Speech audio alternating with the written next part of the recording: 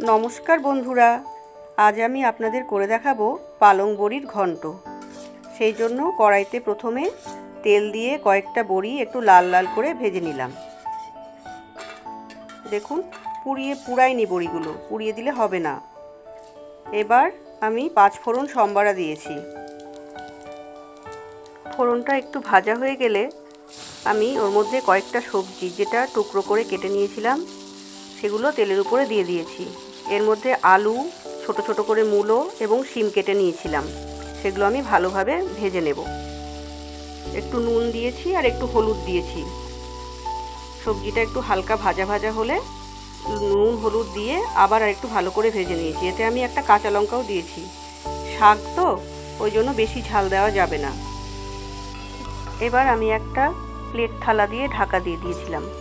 ঢাকা তুলে আমি আবার আদা আর একটু জিরে বাটা দিয়েছি, দিয়ে ভালোভাবে নেড়ে চেড়ে দিয়েছি যাতে তরকারিটা সুন্দর করে কষে যায়।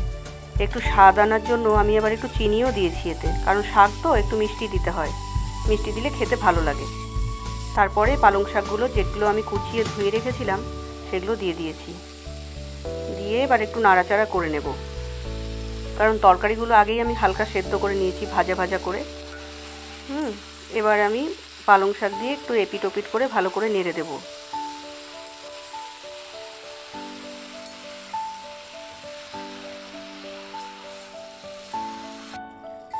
দেখুন, পালং শাক থেকে ঢাকা দেওয়ার পরে কতটা জল বেরিয়েছে। পালং শাকের জলেই পালং শাক ভালোভাবে সেদ্ধ হয়ে গেছে, এক্সট্রা কোনো জল ব্যবহার করতে হয়নি। এবার তরকারিটা একটু শুকিয়ে এসেছে তখন আমি ভাজা বড়িগুলো দিয়ে দিয়েছিলাম, দিয়ে ভালো করে নেড়ে চেড়ে আর একটু শুকনো করে এবার নামিয়ে নেব। বড়িগুলো যখন সেদ্ধ হয়ে যাবে তখন নামিয়ে নেব। এবার তরকারিটা আমি নামিয়ে নিচ্ছি। দেখুন তো ফাইনাল লুকসটা কেমন এসেছে। আমাকে কিন্তু কমেন্টের মাধ্যমে অবশ্যই জানাবেন কেমন লেগেছে। খেতে কিন্তু দুর্দান্ত হয়েছিল।